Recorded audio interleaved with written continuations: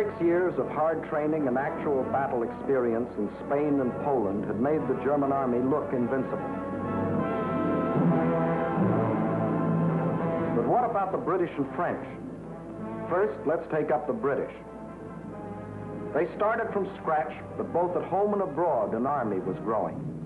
For not only Britain had declared war, Canada, Australia, New Zealand, South Africa, the whole British Commonwealth of Nations was also determined on victory over Hitlerism and all it stands for. And Britain had one weapon that was ready, the Royal Navy. Shortly after war was declared, it had swept German shipping from the high seas. And units of the British fleet were deployed at Suez, Malta, Gibraltar, in the Channel, and in the North Sea, blockading Germany. World conquest was impossible without running smack up against the rock called Britain. How to strike at that little island? That was the question.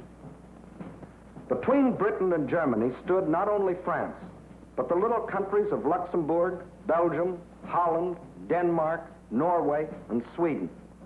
The people of these small neutral countries were peaceful, hard-working, and free.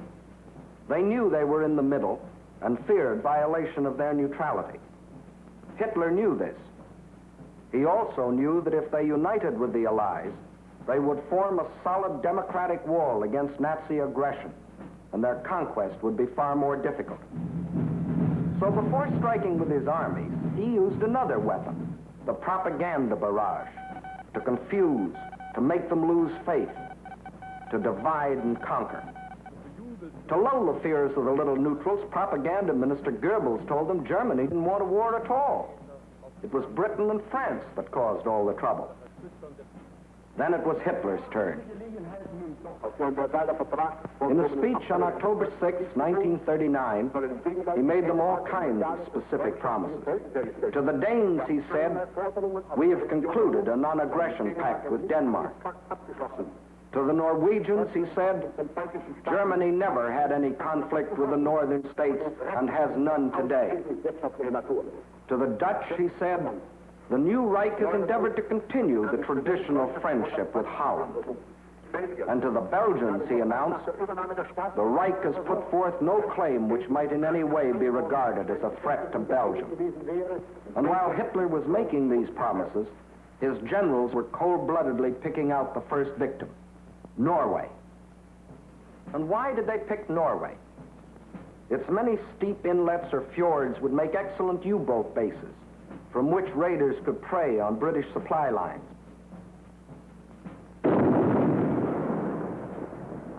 Also, it would give the Nazis vital air bases. This is Scapa Flow, British naval base, and this the blockade fleet. At this time, the German-based bombers couldn't reach them. Possession of bases on Norway's western shore would bring these vital British defenses under easy bomber attack. But he couldn't take Norway without also taking tiny Denmark, the springboard for his attack. So at dawn on April 9th, 1940,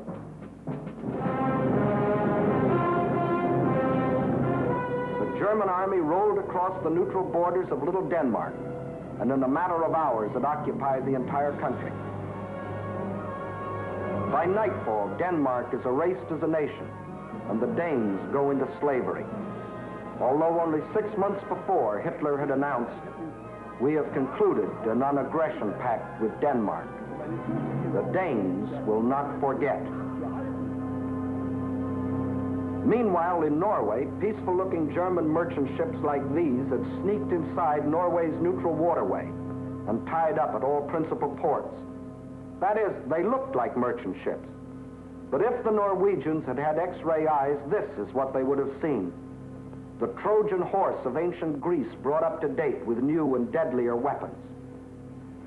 At the precise moment that the Nazis overran Denmark, these quiet-looking ships sprang to life.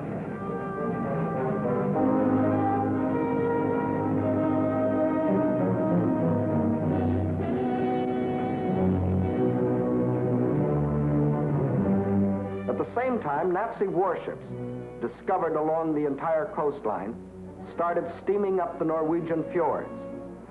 Ships, transports, tanks, men, planes, all flung themselves simultaneously upon a defenseless country.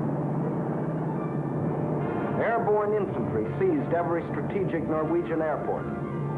The whole job was made easier by treacherous fifth columnists, led by Major Quisling, who seized power and issued orders to suppress resistance. Nazi warships steamed past silent guns that could have blasted them out of the water. This was one of the most amazing acts of treachery the world has ever known. It brought Major Quisling international fame, making his very name synonymous with the word traitor. By the afternoon of April 9th, the Germans were in complete control of all 7 ports where they had landed in the morning.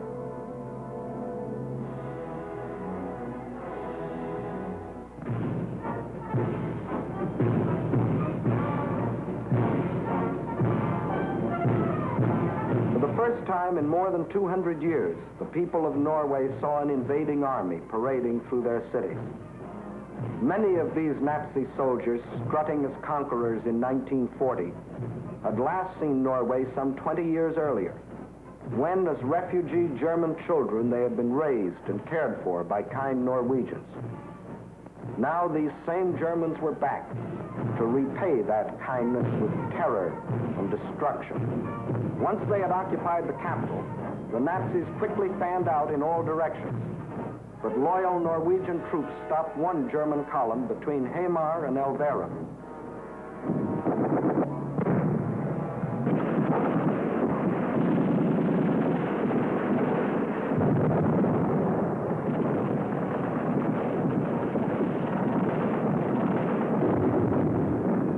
So the Germans brought up their bombers.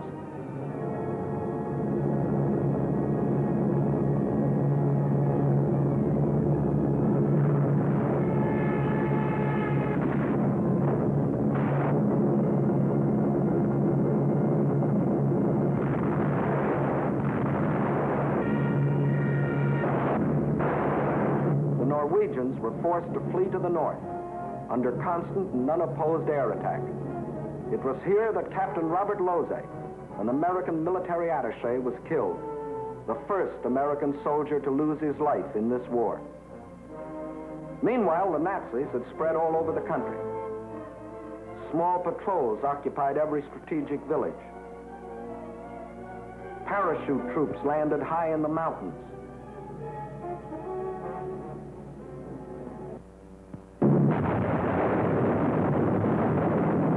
Unopposed bombing raids sent defenseless civilians fleeing in stark terror.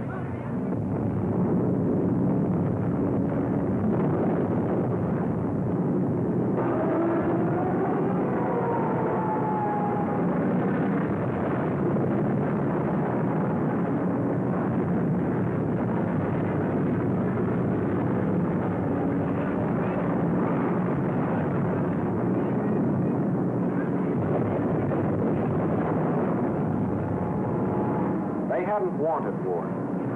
They had done everything to avoid it. Hoping they could escape the Nazi scourge, they had compromised and tragically failed to unite with the other democracies.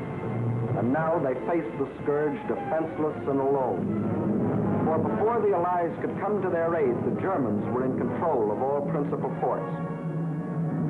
Regardless of this, British, French, and Polish contingents plunged in and made several landings along the Norwegian coast. They landed forces north and south of Trondheim and attempted an encircling movement on the city under constant, heavy, and almost entirely unopposed air attack.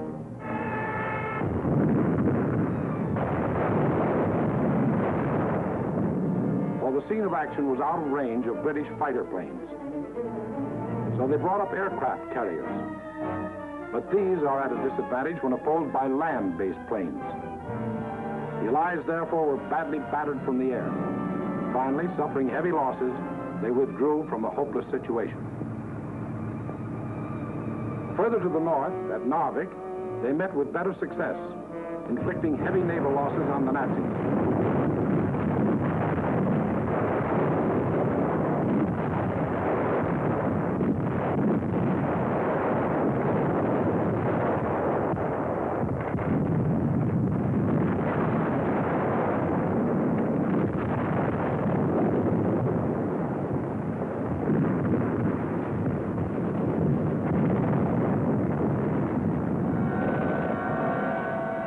landings and held the town for nearly 2 months.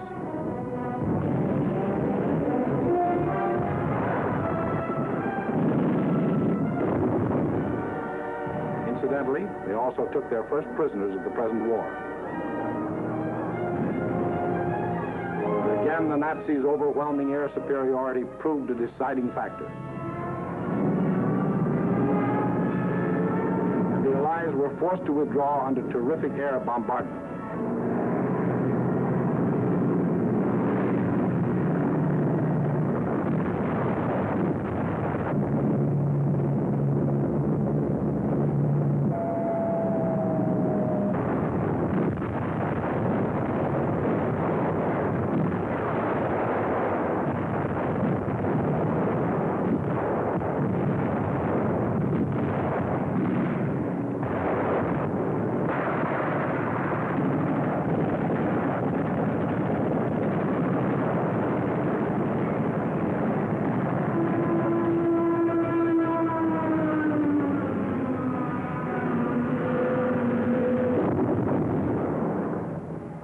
Loyal Norwegians were left with their Quislings, their ruins, their dead.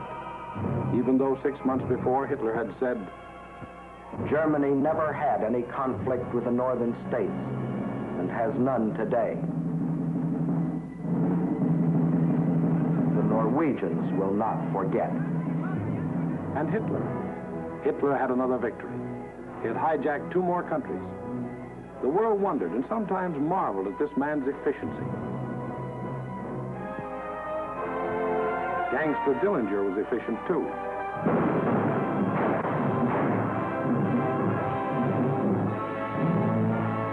When a man or a nation throws away all regard for the laws of God and man, he is bound at first to be more efficient than his victims.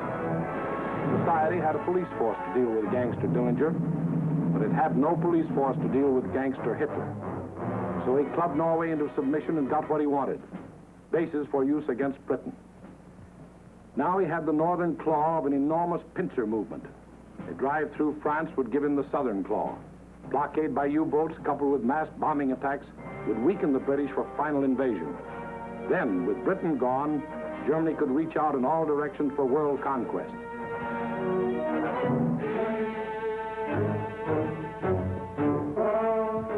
His next move must obviously be through France to get his southern claw. Through France.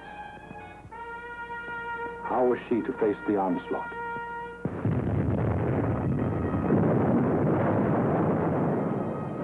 These scenes are ancient history. They occurred in 1914. The German armies, without warning, had smashed across neutral Belgium, invaded France, reached the River Marne only a few miles from Paris. Out of the French capital poured the French reserves, riding out to battle the enemy in every vehicle that could move. The famous taxicab army. Note well, it was riding out to battle. In the center of the French line stood the 9th French Army, commanded by a then comparatively unknown general. On September 5th, 1914, he is reputed to have said, "My right is driven in. My center is giving way. The situation is excellent. I attack."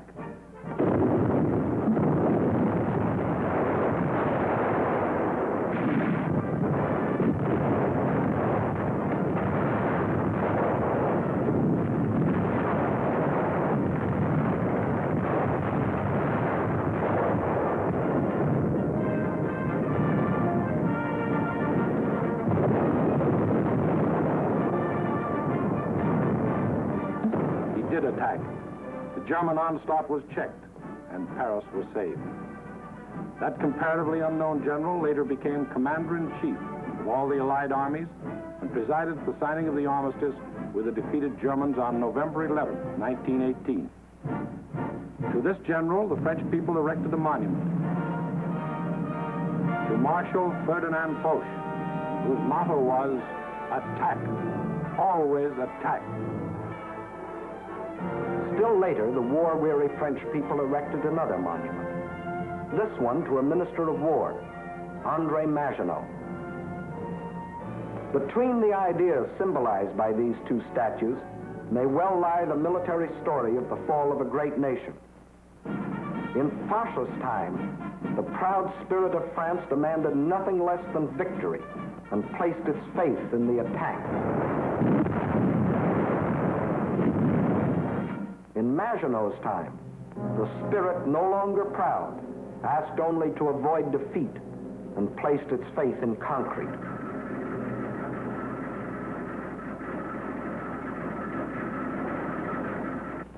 So the French built the mighty chain of fortresses called the Maginot Line.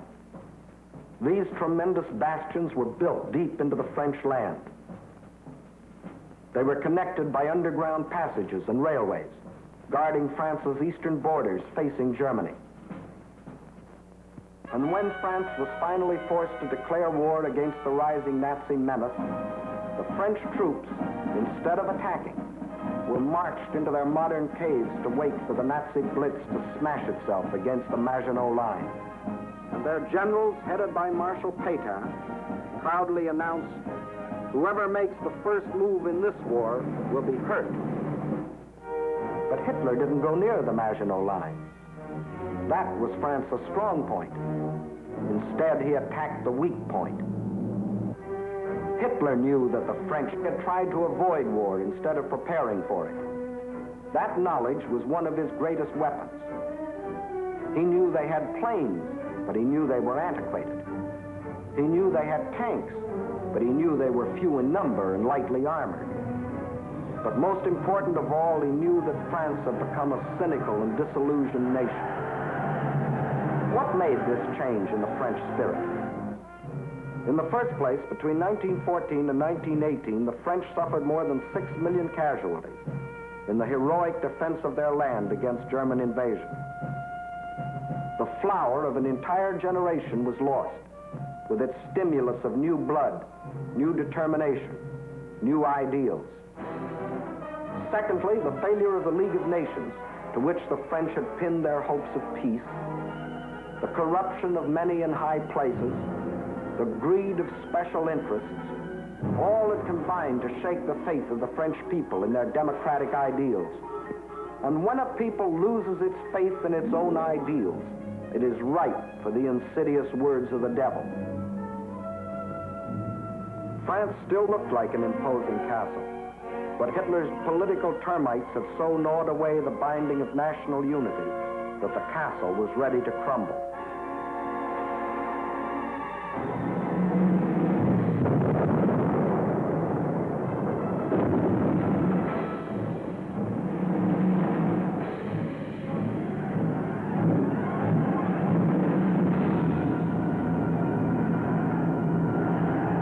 During those months of military inactivity that we called the phony war, a ceaseless barrage of German propaganda crossed the still waters of the Rhine to affect the soldiers in the Maginot Line. "Why do you fight?" asked the banners. Poems and friendly notes were sent over by balloons. French tunes were played by German bands, and German hooey was broadcast in French. The British will fight to the last drop of French blood. You have been deceived. This is an imperialistic war for Britain. We Germans want nothing of France. What is happening to your wives back home, soldiers? The British are stationed in your villages. Yes, France was ready to be plucked. The whole force of the Nazi might was turned toward the west. How would they strike this time? Through Alsace-Lorraine as in 1870? Through the Low Countries as in 1914? What was the 1940 model conquest? The French considered the Maginot Line utterly impregnable, and therefore believed the Germans would again try a swing through the Low Countries as in 1914. But even after Hitler's rape of Scandinavia, Holland and Belgium, hoping against hope, still clung to their neutrality. So the French massed 78 divisions here along the border of Belgium. 17 were in the Maginot Line. 10 divisions here in case Mussolini got bold. 3.5 as a safeguard against Spain. The British had 10 divisions here. The Allied strategy in the event of an attack against the Low Countries was to swing their armies like a gate into Belgium, the hinge being the north end of the Maginot Line. This all-important hinge was protected by the forest of the Ardennes, a hilly and thickly wooded area, honeycombed with streams, its roads narrow trails, its bridges too weak for military vehicles. French strategists estimated the forest of the Ardennes impassable for armored forces. As you will see, this was one of the costliest estimates in all military history. That was the situation on May 9th, 1940.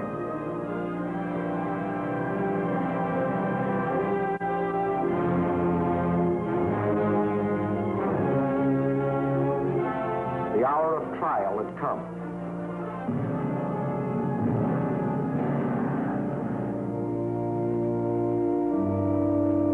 The people of the democracies prayed for strength to meet the coming hurricane of terror.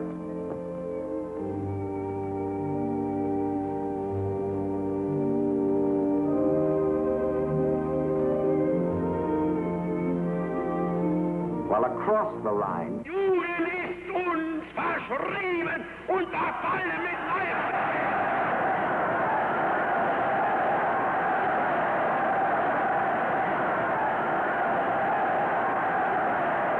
a delirious madness possessed the German nation. Nun als Dauererscheinung für uns, unser Oberster, wird die Einführung der allgemeinen immer wieder herniedersteigen. Und dass man die Wahrheit über Deutschland berichtet. 50.000 Mann auf den Baustellen, der ganz Deutschland erfasste. Überall herrscht seit einem Jahr Regen. Und für den deutschen die Reinheit seiner Rasse hält. Hitler aber ist Deutschland wie Deutschland. Deshalb innerlich nicht zu uns gehört.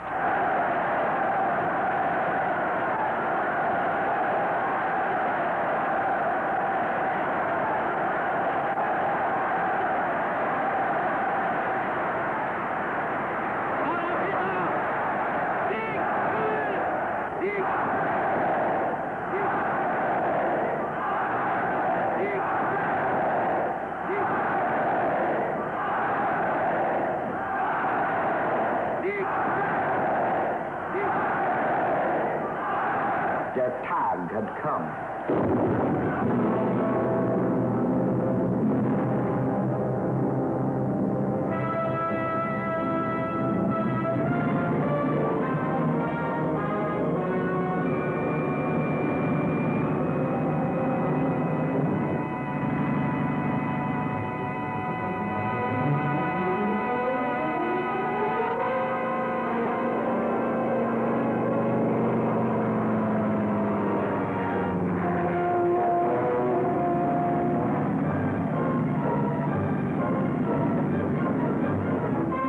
Without even bothering to declare war, the German armies launched a coordinated attack across the neutral borders of Luxembourg, Belgium, and Holland, from the Maginot Line north to the sea.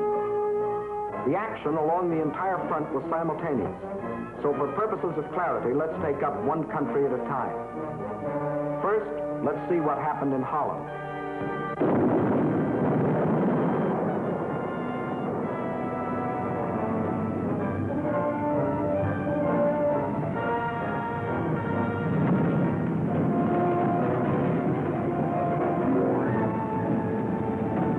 Nazi ground forces smashed through the improvised and hastily erected border defenses.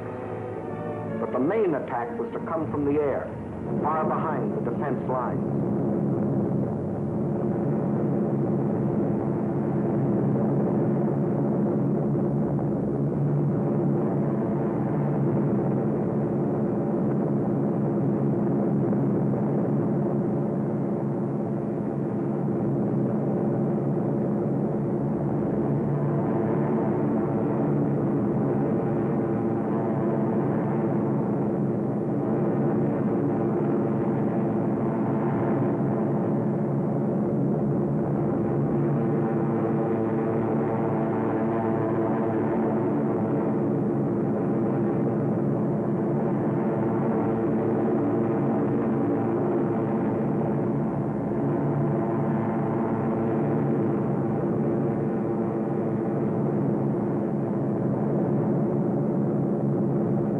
10,000 troops were landed in this manner. Before the stunned citizens of Rotterdam even knew they were at war, these troops, aided by well-trained Fifth columnists, quickly captured the airport and outlying sections of the city.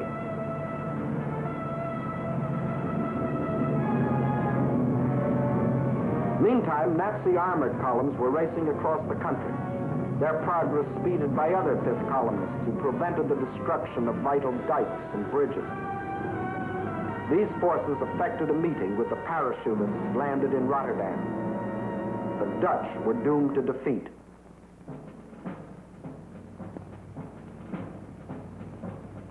On the fourth day of the invasion, the Nazis gave the Dutch general an ultimatum. All Dutch resistance must cease, or Rotterdam will be bombed flat.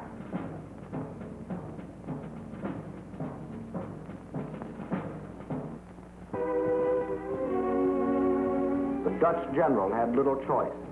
To save the lives of innocent civilians, he accepted the German terms. But after the unconditional surrender, the Nazis bombed the city anyway.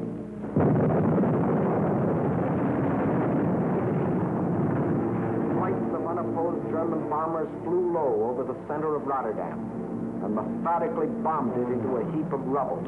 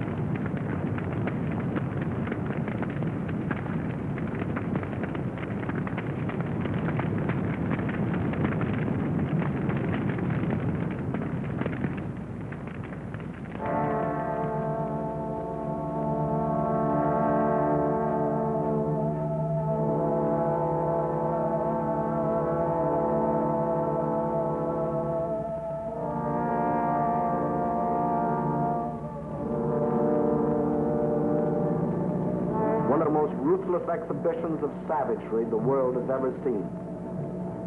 Over 30,000 men, women, and children were killed in the space of 90 minutes. Though only 6 months before, Hitler had said, "The new Reich has endeavored to continue the traditional friendship with Holland. The Dutch will not forget." Meantime, in Belgium, the whole force of Nazi blitzkrieg had stormed across its neutral borders.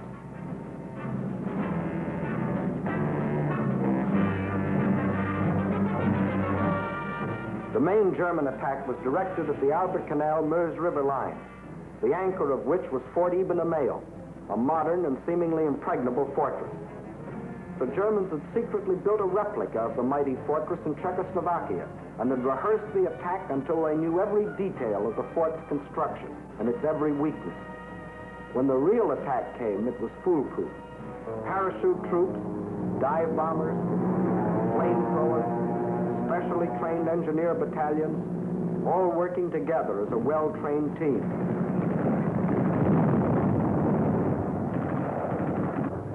They knew exactly where to cross the river.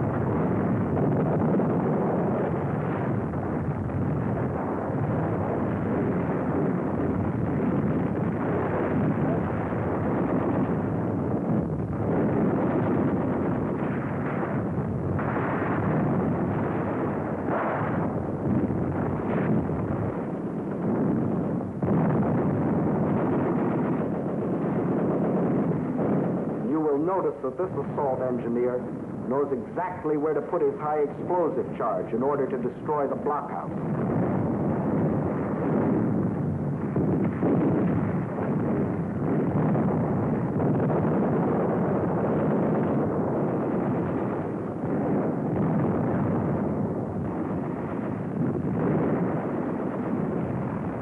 Fort Eben-Emael withstood the Nazi attack exactly 2 days, and the German armies rolled on. Meantime, an hour and a half after the German invasion began, Allied troops crossed the French and Belgian border to meet the advancing Germans.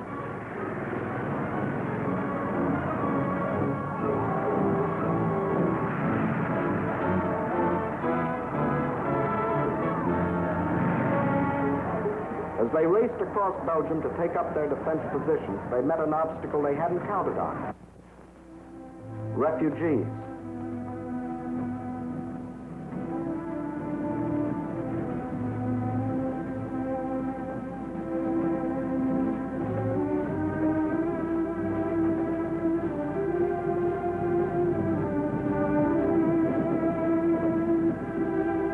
And the refugee-choked roads didn't get that way by accident.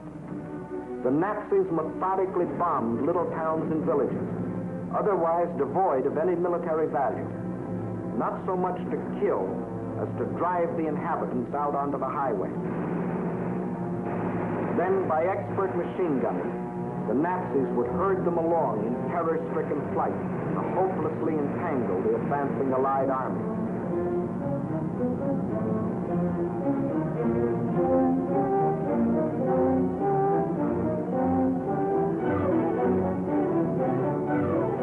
Refugees used as a weapon of war, a new low in inhumanity.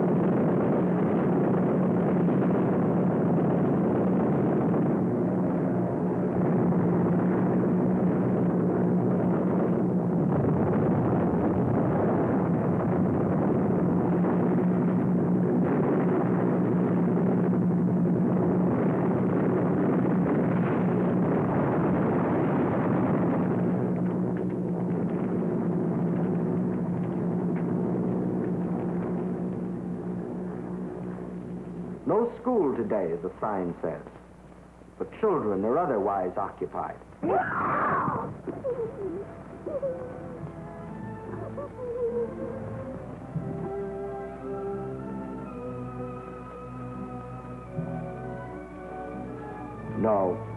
No school today.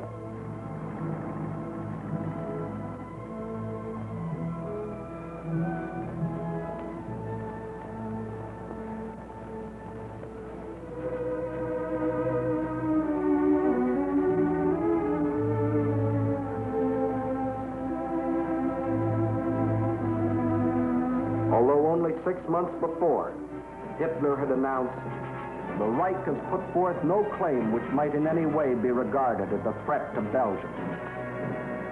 The Belgians will not forget."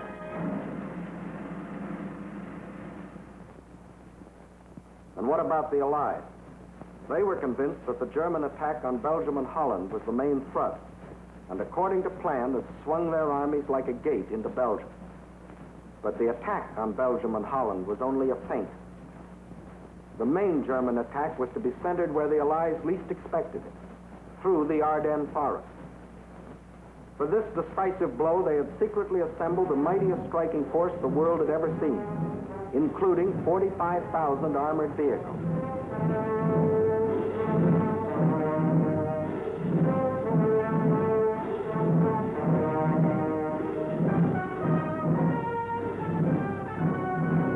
At the same time that the Nazi armies were plunging into Holland and Belgium, this column started to move.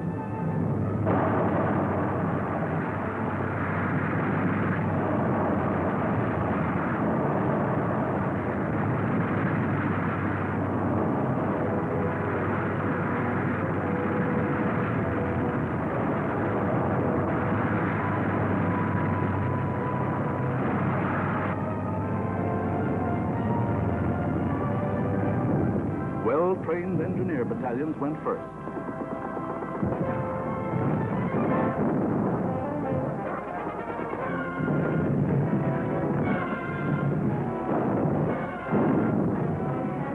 They were opposed only by scattered Allied patrols.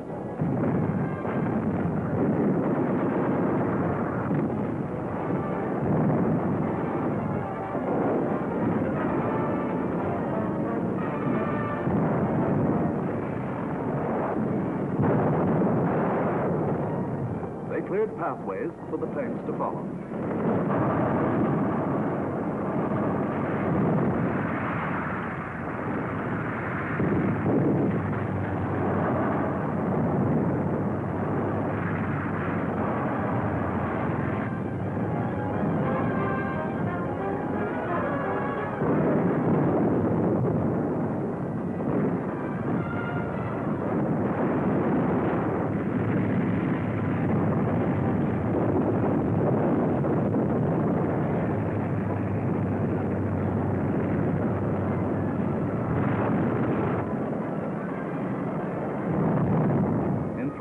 The German armored force reached the Meuse River, 2 days faster than the French thought any troops could get through.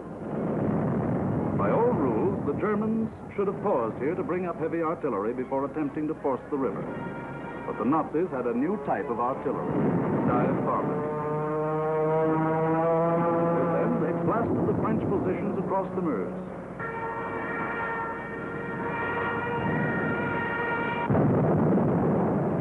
With feverish haste, the Germans laid a barrage across the river with anything and everything that would shoot.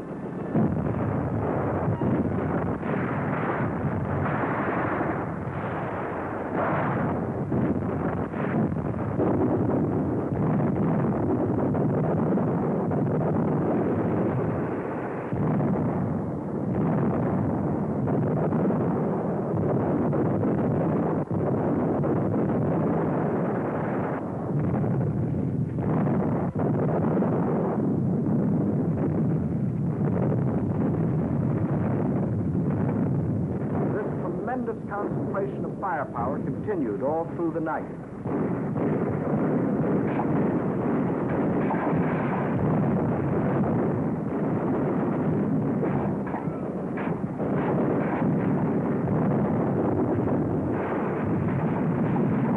By the following day, shock troops were able to get across the river.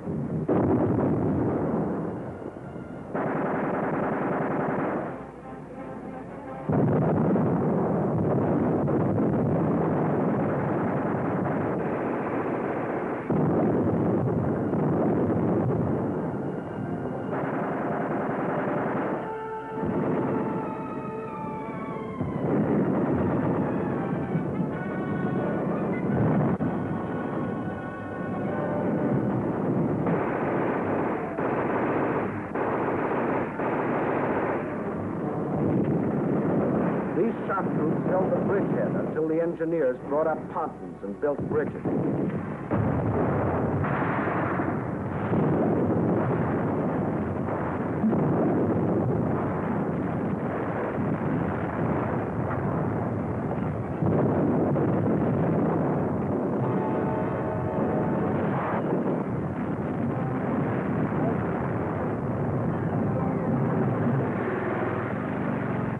Then, without wasting a moment, across these bridges, the main armored force of the German military machine rolled through to Sedan. for the all-important breakthrough into a dismayed and flat-footed France.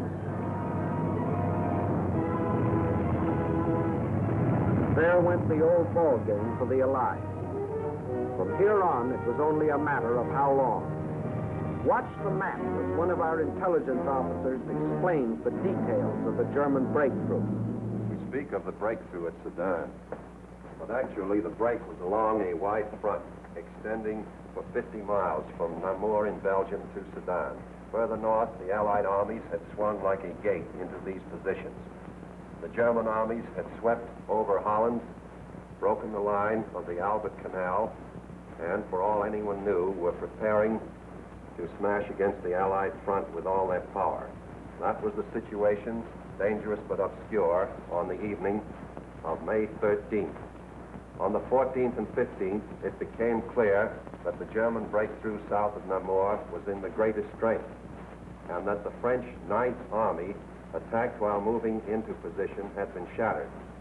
Without doubt, this was the point of mortal danger, and the French High Command ordered the abandonment of these positions, although they had not yet been attacked. Those positions were abandoned solely because of the situation developing along the Meuse near Sedan. In the meantime, the French 7th Army had been ordered to make its historic forced march far to the south into the area threatened by the rapidly advancing German spearheads. This army was not used to attack the German flank, but rather was used as a plug to restore the broken front.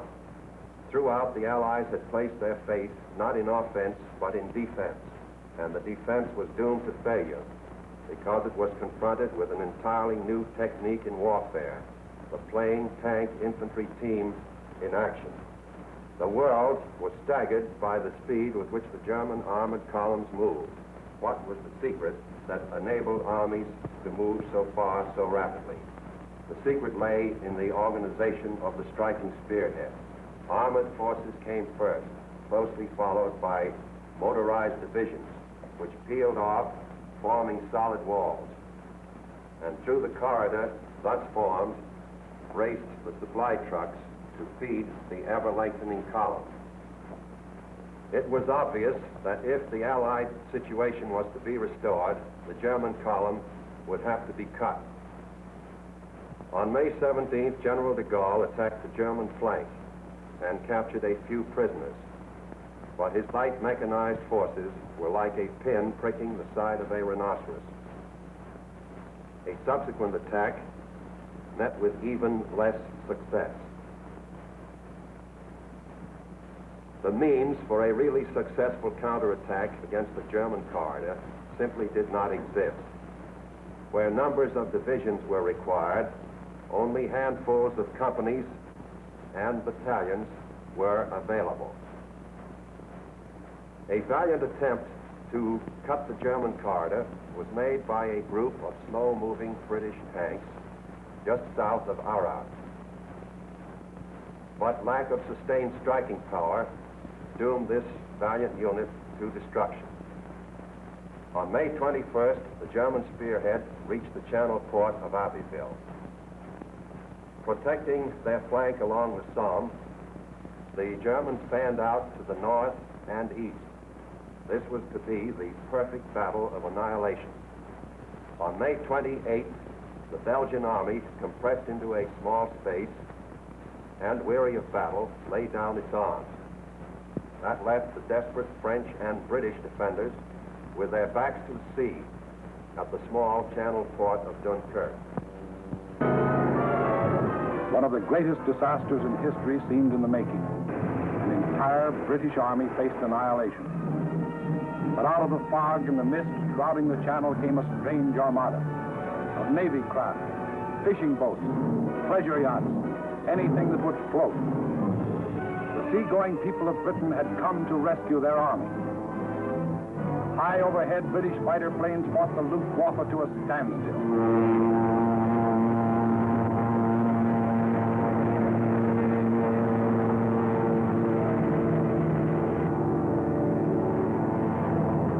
Below, small Allied suicide units held the Germans back long enough for the miracle of Dunkirk to take place.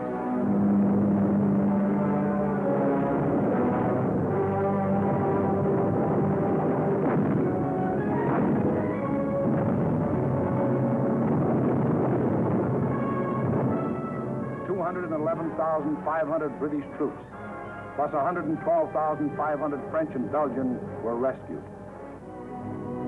Over 300,000 battle-tested men, grimly determined to go back again with new tools, new weapons with which to blast the hated Nazis out of this world. For free men are like rubber balls. The harder they fall, the higher they bounce. Leading the British by this time was a man who had been bouncing all his life, Winston Churchill, who had tried for years to warn the world about Germany. Meantime, the situation that faced France was as nearly hopeless as a military situation can be. 2/5 of the French army was lost. There were fewer than 50 divisions left to defend a front almost 200 miles long, running from the northern end of the Maginot Line to the sea. And behind that thin front line, there were no reserves. The despairing people of Paris sent their children south, praying that some miracle would keep them from harm.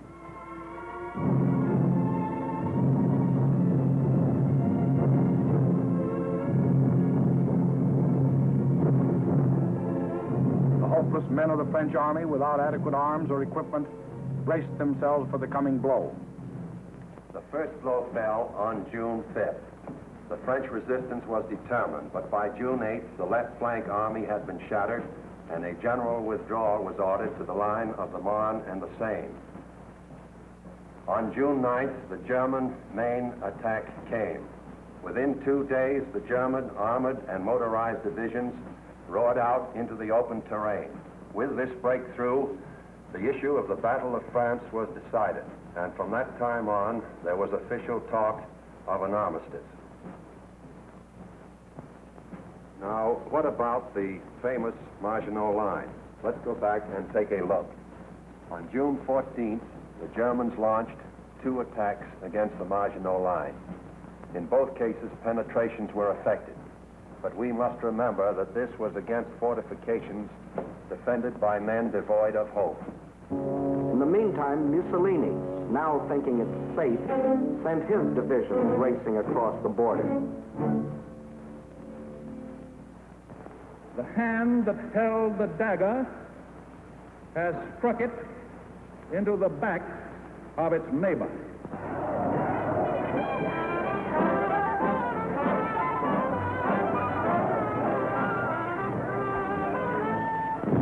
Organized resistance in France was no longer possible.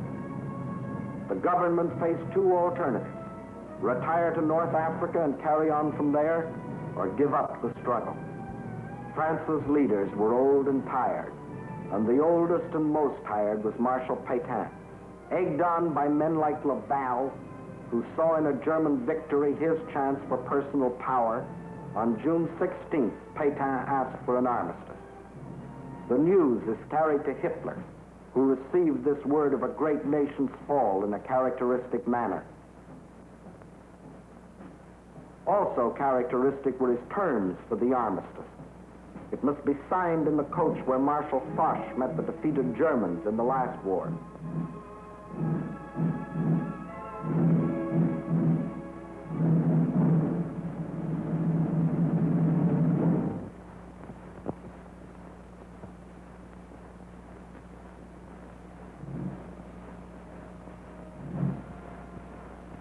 The French delegation arrived to pay the final price of French disunity and the treachery of some of its leaders. The final price, a price that for centuries to come, the French won't forget. More than 3/5 of their country was to be blacked out by a military occupation. The remainder was to be controlled by a French government acceptable to Hitler. A tax of 400 million francs a day was to be imposed on the French people to support the German army of occupation. Nearly 2 million French prisoners of war were to be taken into Germany and kept there as hostages, to work as slaves or rot of hunger, tuberculosis, or other diseases in concentration camps. Men deliberately and permanently separated from their families in order to decrease the French birth rate and thus eliminate France as a world power in future generations. French civilians, men, women, and children, must slave on farm or in factory for the Nazi master race or starve. There will be a class of subject alien races. We need not hesitate to call them slaves. French children were to grow up on such inadequate food that many would reach the age of 12 before they grew new teeth. And for any attempts to protest against these restrictions, thousands of innocent French civilians would be executed. This was the price the French were to pay as they signed the armistice. And the master of the master race must go to Paris to tour the streets of what was once the City of Light. You notice no cheering crowds here to welcome in the new order.